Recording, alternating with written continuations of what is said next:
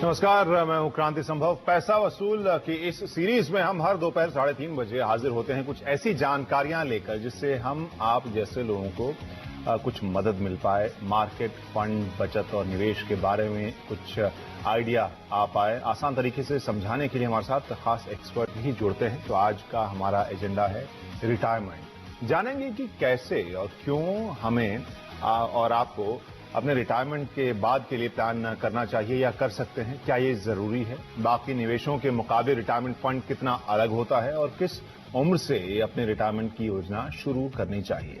और इन सब के बारे में जानकारी के लिए हमारे साथ अनिल चोपड़ा साहब हैं, जो कि ग्रुप सीईओ हैं और साथ में डायरेक्टर हैं बजाज कैपिटल के। बहुत बहुत शुक्रिया चोपड़ा साहब हमारे इस शो में आने के लिए और हमारे दर्शकों के लिए कुछ जानकारियां ऐसी लेकर आने के लिए जिससे कि उन्हें मदद मिल पाए। सबसे पहले तो हम यही समझना चाहेंगे रिटायरमेंट प्लान के बारे में। आजकल बहुत सारे एड्स हम देखते रहते हैं कि कैसे आप रिटायर करें। पहले आमतौर पर जो सोच होती थी वो सरकारी नौकरी वाली होती थी कि रिटायरमेंट के बाद पेंशन तो अपने आप ऑटोमेटिकली मिलेगा, लेकिन आज की तारीख में क्यों ये जरूरी है रिटायरमेंट प्लान?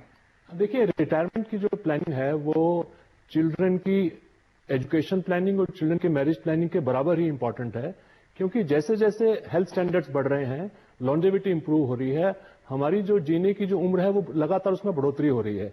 तो पहले ये होता था कि 60 साल में 58 में रिटायर हुए और 70 साल तक रह के चले गए, तो ज्यादा लंबा उसकी प्लानिंग करने की जरूरत नहीं पड़ती थी। लेकिन अभी हम देख रहे हैं कि 80, 85, 90 तक लोग आराम से जीते हैं और उनको उस पीरियड में अपना लाइफस्टाइल इंप्रूव करने के लिए काफी रकम की जरूरत पड़ती है। तो आप 35 साल तो काम करते हैं, 25 से 60 तक। उसके बाद अगर 25 साल और जीना है आपने, तो उस पीरियड के लिए आपको प्लानिंग जो है वो काफी जल्दी अगर शुरुआत करेंगे तभी आप अपने लाइफस्टाइल को बरकरार रख पाएंगे। तो रिटायरमेंट प्लानिंग जो है वो आज की डेट में नंबर 1 गोल बन गया है हर एक इंडिविजुअल का, चाहे वो नौकरी पेशा हो, चाहे वो व्यवसाय में हो, चाहे वो एथलीट हो, चाहे वो फिल्म स्टार हो। हर एक को अपनी रिटायरमेंट प्लानिंग की बहुत जल्दी ही शुरुआत कर देनी चाहिए।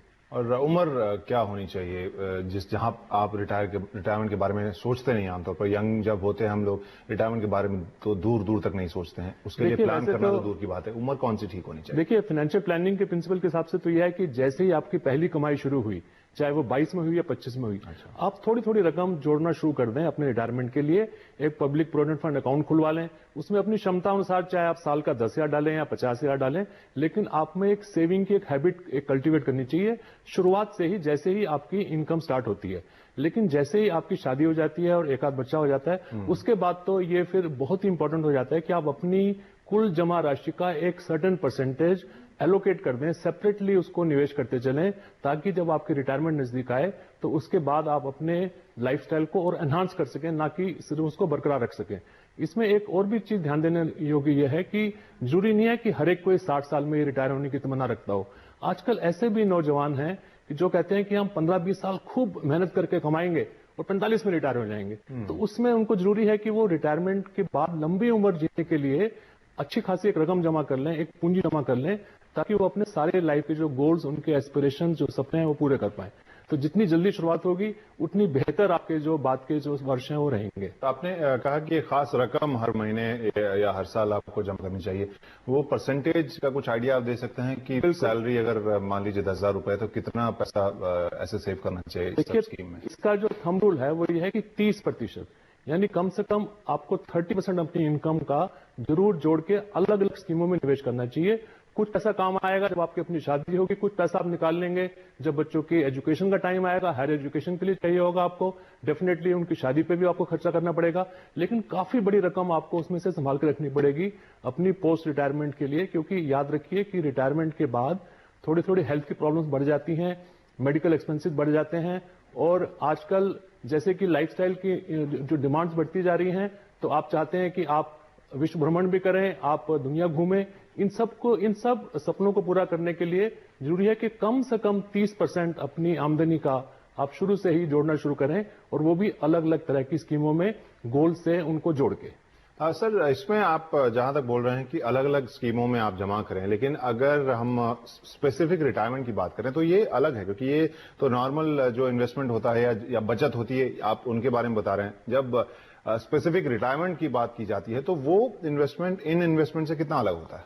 देखिए, एक तो सबसे जो अलग बात है रिटायरमेंट की कि ये बहुत लॉन्ग टर्म के बाद आता है। आपके बच्चों की पढ़ाई के लिए पैसा हो सकता है आपको 12 साल के बाद चाहिए हो, 15 साल के बाद चाहिए हो, शादी के लिए हो सकता है 20 साल के बाद चाहिए हो, लेकिन रिटायरमेंट के लिए आपको तकरीबन 30-35 साल के बाद आपको एक बड़ी रकम की जरूरत पड़ती है।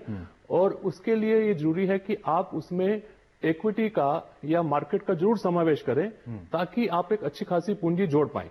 जनरली ये देखा जाता है कि लोग सोचते हैं कि प्रोविडेंट फंड में पैसा कट रहा है और वो जमा हो रहा है, वो रिटायरमेंट के काम आ जाएगा, लेकिन वो नाकाफी रहता है, उसमें काफी कम पैसा रहता है। अगर आप उसकी आकलन करें, उसकी कैलकुलेशन करें, तो आप पाएंगे कि वो तो इन्फ्लेशन को भी बीट नहीं करता है। इसलिए जो पीपीएफ और एम्प्लॉइज प्रोविडेंट फंड टाइप की जो स्कीम्स हैं, वो रिटायरमेंट के लिए अब वो काफी नहीं है।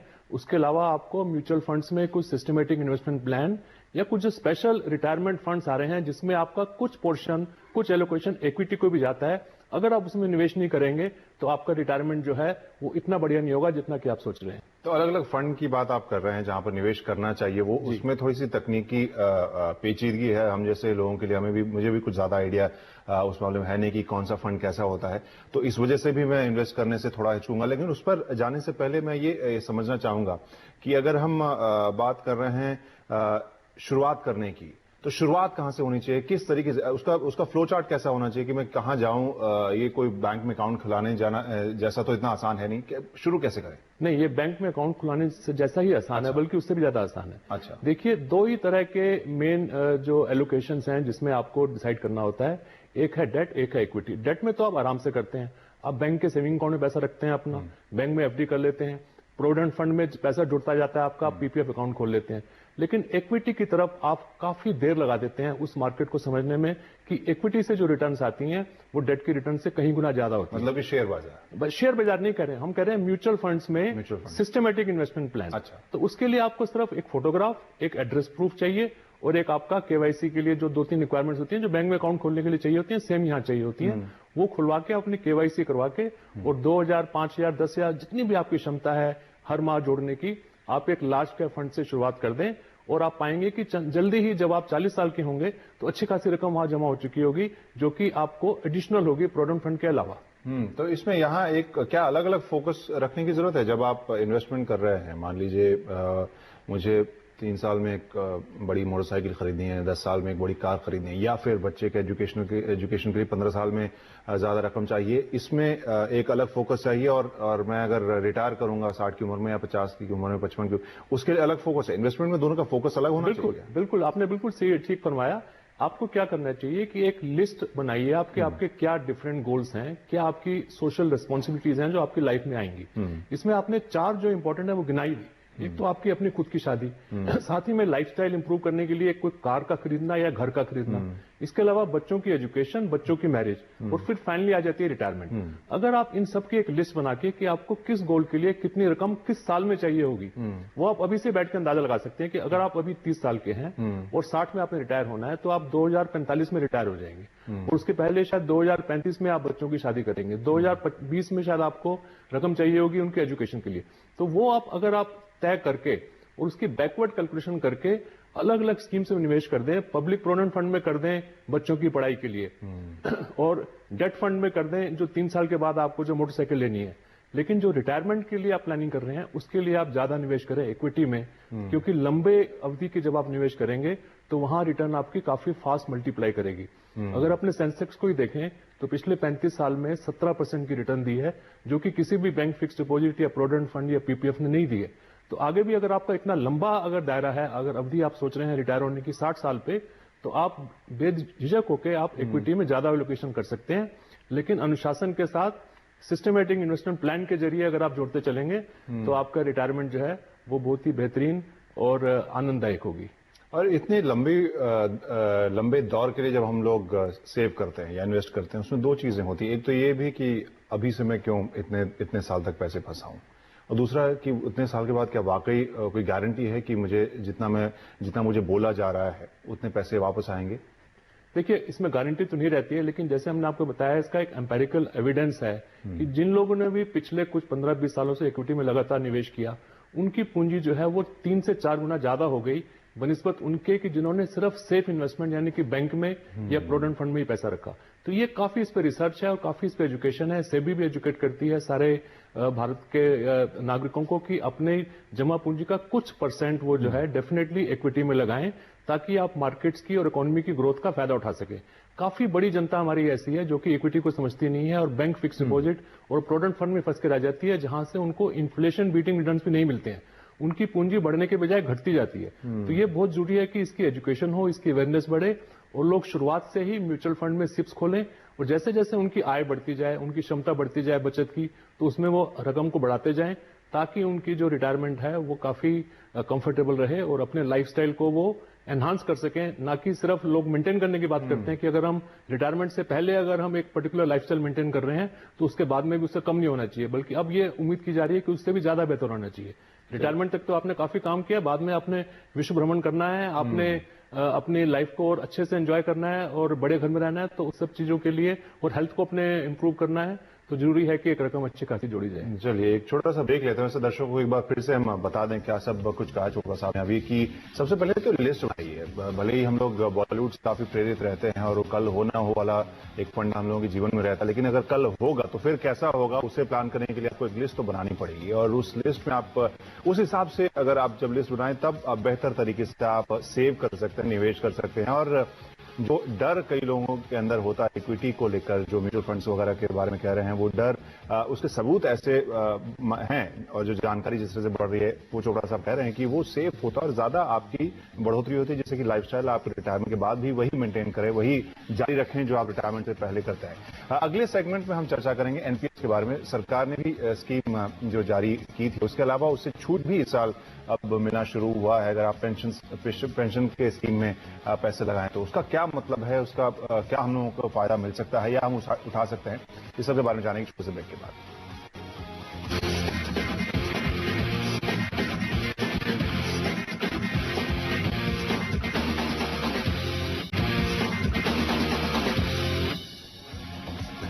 तो पैसा वसूल के इस सेगमेंट में आपका एक बार फिर से स्वागत है। इस हिस्से में हम बात करेंगे नेशनल पेंशन स्कीम के बारे में और हमारे साथ अनिल चोपड़ा जी मौजूद हैं जो ग्रुप सीईओ और डायरेक्टर हैं बजाज कैपिटल के। बहुत शुक्रिया हमसे जुड़ने के लिए। यहां पर हम जैसा पिछले सेगमेंट में बात कर रहे थे इन्वेस्टमेंट की, बचत की, रिटायरमेंट के प्लानिंग की, इस बार एनपीएस जो है सरकार ने जो ऐलान किया है उसके बाद एनपीएस एक अलग तरीके से फायदेमंद होगा आम लोगों के लिए। कैसे होगा सर, जरा वो समझाइए। देखिए पहले तो ये बता दें कि ये कोई नई स्कीम नहीं है, ये ऑलरेडी एक स्कीम मार्केट में ऑलरेडी से है, लेकिन इसमें टैक्स में जो बचत है वो पहले नहीं थी, जो इस दफा बजट में अनाउंस की गई है और वो 1 अप्रैल के बाद ही जब लोग निवेश करेंगे तब उनको मिलनी शुरू होगी। पहले तो ये बता दें कि ये अप्रैल 2004 में इसकी शुरुआत की गई थी सिर्फ गवर्नमेंट एम्प्लॉइज के लिए, क्योंकि गवर्नमेंट को मुश्किल पड़ रहा था पेंशन देना और उनकी जो लायबिलिटी बढ़ती जा रही थी। पूरे विश्व में सारी सरकारों में एक ये प्रथम चल रहा है कि जो पेंशन की लायबिलिटी को अपने कम से कम किया जाए और पब्लिक को खुद आगाह किया जाए कि वो अपने पेंशन की प्लानिंग खुद करे, ना कि सरकार पे छोड़ दें। तो अप्रैल 2004 से तो सारी कर्मचारियों के लिए इसको कंपलसरी कर दिया गया था। उसके बाद फिर अप्रैल 2009 में इसको जनरल पब्लिक के लिए खोल दिया गया। लेकिन 5 साल में कोई ज्यादा लोगों का इसकी तरफ रुझान देखने को नहीं मिला, क्योंकि इसमें एक तो इसकी पब्लिसिटी बहुत कम थी और दूसरा इसके लिए कोई एडिशनल टैक्स छूट नहीं थी।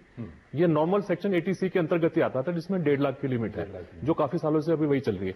तो इस दफा बजट में एक सेक्शन 80CCD अनाउंस किया गया है जिसमें 50,000 रुपए की आपको एडिशनल छूट मिलेगी 1.5 लाख के अलावा।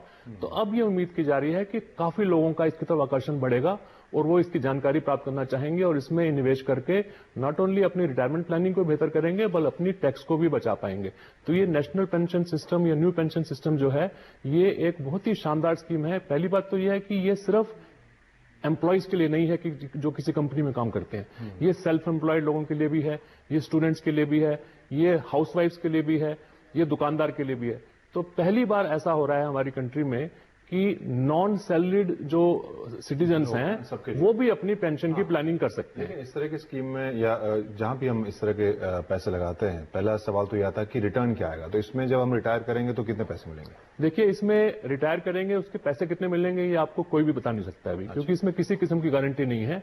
लेकिन ये डेफिनेट है कि प्रोविडेंट फंड जो उसका दूसरा जो विकल्प है या जो बैंक डिपॉजिट इसका एक और विकल्प है उससे कहीं ज्यादा गुना होंगे, क्योंकि इसमें काफी पैसा जो आपका है वो इक्विटी मार्केट्स में भी लगेगा। और इसमें जो फंड मैनेजर्स जो सिलेक्ट किए हैं PFRDA ने, pension fund regulatory development authority एक सरकारी उपक्रम है, उन्होंने 6 या 7 फंड मैनेजर्स जो है अपॉइंट किए हैं तो वो सारे अपनी इसमें इक्विटी मार्केट्स में एक्सपर्ट हैं। और वो उनको पता है कि क्योंकि पब्लिक का पैसा है और इसमें उनको पेंशन मिलनी है, तो उसको वो बहुत ही समझदारी से निवेश कर रहे हैं। और अभी तक की जो परफॉर्मेंस है वो काफी बेहतर रही है। उसमें 7 फंड मैनेजर्स हैं, उसमें यूटीआई भी है, एसबीआई भी है, आईसीआईसीआई भी है, कोटक भी है। तो ये पब्लिक पे छोड़ दिया है कि आप सिलेक्ट कर सकते हैं। अगर आपने न्यू पेंशन सिस्टम में इन्वेस्ट करना स्टार्ट करना है, अगर इस पेंशन स्कीम में आपको इन्वेस्ट करना है तो आप इन 7 में से एक को चुन सकते हैं। 7 में से एक के पास जाएं। नहीं, उसके पास जाने की जरूरत नहीं है आपको। पॉइंट ऑफ सेल्स हैं इसके, कई बैंक की ब्रांचेस हैं, इवन हमारे बजाज कैपिटल की किसी भी 105 बैंक में आप जाएं अगर, तो आपको पूरी सुविधा मुहैया कराई जाएगी इसमें अकाउंट खोलने की।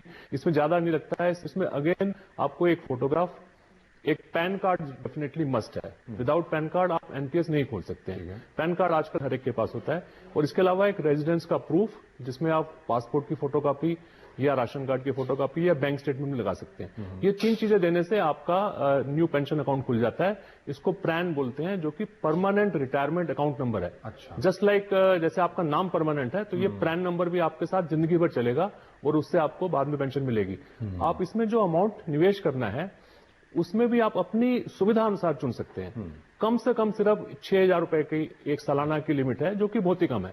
6,000 से ज्यादा तो काफी लोग कर सकते हैं। 500 रुपए प्रति माह, 500 रुपए प्रति माह या 6,000 रुपए साल के। आप साल में एक दफा भी कर सकते हैं, 10,000, 50,000, 1 लाख, कोई लिमिट नहीं है इसमें। ये आप हर महीने भी कर सकते हैं। हर महीने अगर आपने करना है तो कम से कम 500 रुपए होना चाहिए, 500 रुपए से कम नहीं होना चाहिए। और इसमें 2 स्कीम्स हैं जिसमें से आपको एक सिलेक्ट करनी है।